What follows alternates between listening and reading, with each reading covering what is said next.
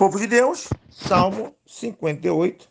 E observe que o Salmo 58 é muito parecido o título com o 57, porque o 58 fala assim, ó: ao mestre de canto, segundo a melodia, não destrua. Hino de Davi.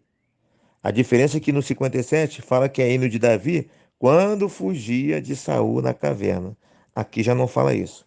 Bom, o contexto é o mesmo, para você entender um pouco melhor esse 58, gerar o contexto. Você pode ouvir o 57, que é um salmo também, um comentário curto, né? O mesmo contexto de perseguição. O 57, a perseguição do salmista está relacionada a pessoas malignas, não é isso? Pessoas ímpias, que pode ser do próprio povo dele, como do próprio dos inimigos do povo de Israel, não é isso?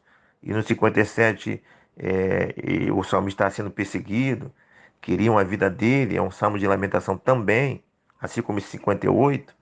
E no 57 ali, o salmista vai dizer que está firme, e tudo indica lá que ele foi atendido nas orações, e quem armou laço para ele acabou caindo no laço, não é isso? Lá no capítulo 57. Aqui é o mesmo contexto, só com uma ênfase nos juízes, né? Que inclusive esses juízes aí, até outras interpretações mais complicadas, né?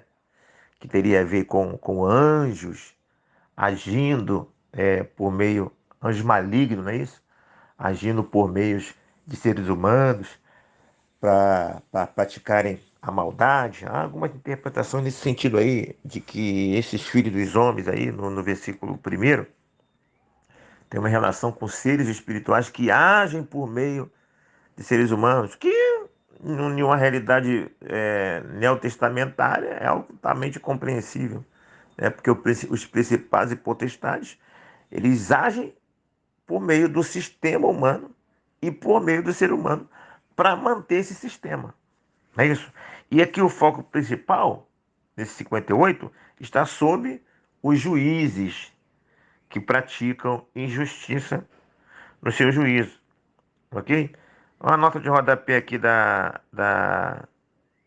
Bíblia, versículo 2, versículo de 1 a 11. Este salmo, tão expressivo, não é uma briga pessoal, mas um chamado para a purificação da corrupção entre os juízes e o sistema judiciário de Israel. Tá vendo? Aí dá uma referência que eu não li, ó. É Deuteronômio 1, 16, 17. Eu imagino que deve ser o texto que eu não li, né? Vou dar uma lida lá. Não li não, vou ler agora. Deuteronômio, já que o comentário vai ser pequeno. Às vezes, quando eu esqueço de ver toda a referência, o que fala aqui? Deuteronômio 1, 16, 17. Vamos ver aqui. Capítulo 3, capítulo 1. 1, 16, 17.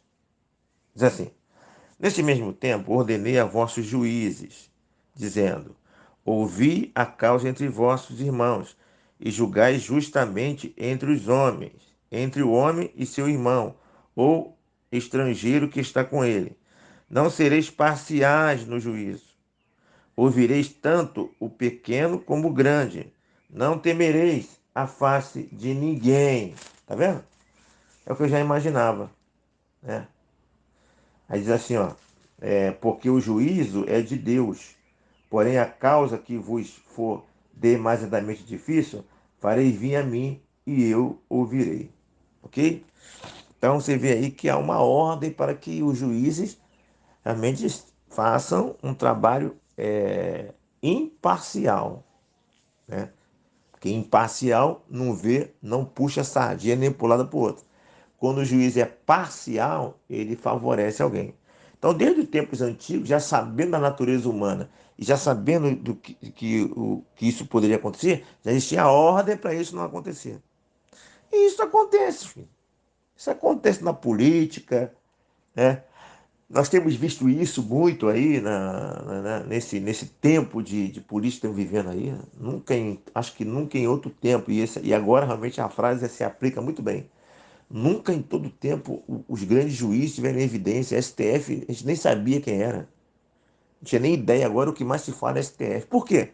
Porque essas pessoas começaram a aparecer de uma maneira que não deviam aparecer. Começaram a sair, a inventar e a extrapolar os limites que a eles foram estabelecidos. Até nós que não somos versados em política, somos ignorantes de política, percebemos nitidamente o negócio. O simples fato de uma pessoa abrir um inquérito, a pessoa ser a vítima e ela mesmo ser a juíza do negócio, já, já, já está mais do que claro, entendeu? Tá mais do que claro isso. O simples fato de um advogado não ter acesso à acusação do seu cliente, não ter acusação do seu cliente, já está mais do que claro a corrupção. Pode inventar, pode estar mais do que claro. E antigamente a gente fazia as coisas escondidas, agora estão fazendo a coisa escancarada. E por que faz escancarada? Porque tem aquela sensação de impunidade. Entendeu? Então aqui, o capítulo 58, ele tem mais uma palavra direcionada aos juízes, ok? Aos juízes. E o contexto é o mesmo, né? Tem um salmista ali que estão se levantando contra ele, né? E ele corre risco nesse julgamento, nesse laço. E a preocupação aqui é agora, esses juízes aí que estão tudo corruptos, entendeu? E nessa situação só Deus, né, filho?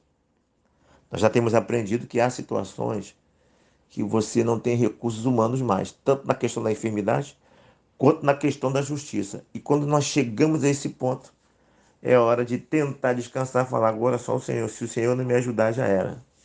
Né? Porque, às vezes, as próprias ferramentas humanas que Deus estabeleceu por meio das autoridades já resolve. Mas quando essas ferramentas humanas que Deus estabeleceu por meio das autoridades não resolve, só Deus, filho. Só Ele para dar o jeito, só Ele para dar o seu estalar de dedo. Estalou o dedo, já era. Só Ele para falar, haja, já era. Né? Então, que possamos nos apegar ao Senhor. Eu quero destacar aqui para encerrar o versículo 11. Então se dirá, na verdade, há recompensa para o justo. Há um Deus com efeito que julga a terra. Então se dirá, resumindo, há um Deus com efeito que julga a terra. Percebeu essa declaração? Então o salmista faz um clamor, ele acredita que Deus vai fazer isso, ele clama por justiça. E aí, qual é a perspectiva dele? Então se dirá, há um Deus com efeito que julga a terra. Então o desfecho daquilo é a percepção de que Deus agiu. Agora, imagine um contexto desse, daquela época e nos dias de hoje, que não há Deus. Onde uma sociedade fala assim, não existe Deus não, nós estamos aqui, é evolução, não é isso? Não há Deus no céu. Se não há Deus no céu, não há uma perspectiva de que Deus venha trazer juízo neste mundo ou juízo em um mundo pós-morte. Imagine um mundo sem Deus, meu irmão. Percebe? Como já falei em outro capítulo, nós iríamos nos transformar em um mundo selvagem, onde o que valeria é a lei da cadeia alimentar, onde o mais forte devora o mais fraco. Filho. Salve-se quem puder. Filho. Isso é um caos. O que controla esse mundo, né, esse mundo ser mais violento, só existe hoje grande parte de cristãos que oram e que prezam por ética, por moral, pelo menos pregam sobre isso. No meio deles existem, com certeza. Mas, no geral, a maioria esmagadora é verdadeira. E aí da sociedade que se não existisse esse grupo de pessoas, cristãos e também, no sentido humano, não cristãos que acreditam em Deus, sabe? E que por acreditar em Deus e por acreditar em alguma coisa depois da morte, eles trabalham com base nesse Deus que eles acreditam, que nós acreditamos no caso, eu estou falando um pouquinho dos de fora, e trabalham com a perspectiva de uma recompensa ou castigo, com a crença de uma recompensa ou de um castigo depois da morte. Esses são elementos fundamentais para regrar o comportamento humano. Eu sempre digo que se Deus não existisse, mesmo assim valeria a pena ter esse Deus que não existisse como que existindo. Porque uma sociedade sem Deus seria um caos. Mesmo no aspecto filosófico, seria importante crer, inventar, estabelecer a existência de um Deus, porque sem Deus é caos. Mas verdadeiramente a palavra de Deus declara, e nós acreditamos como cristãos, está firme em nosso coração, que lá em cima existe um Deus, Criador de céus e da terra, que seus pensamentos não são nossos pensamentos, nem o caminho deles nossos caminhos, mas está lá, que nós não o compreendemos, que nós nos escandalizamos com ele, que nós ficamos tristes com ele, que nós ficamos aborrecidos com ele, que nós não concordamos com ele, mas ele está lá, ele é nosso Deus. E que glória a Deus, porque ele sabe que nós somos seres humanos. E que como seres humanos, falam muita besteira, somos limitados. E glória a Deus, porque ele não leva em conta o tempo de nossa ignorância. Aleluia por isso. Então, meu irmão, quando você estiver conversando com um ateu, é bom você conversar sobre isso. Cara, tu já imaginou um mundo sem Deus, cara? Eu não tem por que você está combatendo isso, cara? O mundo sem Deus é pior. Eu creio em Deus. Mas se você não crê em Deus, pelo menos filosoficamente, sustenta, por propósito, sustenta a ideia de Deus, porque a tua segurança, a minha segurança, a paz do mundo depende da existência de Deus. Eu creio por fé. Se você não crê, pregue esse Deus como uma ferramenta de controle social, que no final vai ser muito bom. Eu porque eu creio e você por filosofia. É isso que geralmente eu prego com um ateu quando eu o encontro. Ok? Então aqui é o contexto de juízes. E quando o juiz não faz a sua parte, seja ele juiz ou não, Deus entra em ação e que possamos buscar sempre a ação desse Deus em nossas vidas.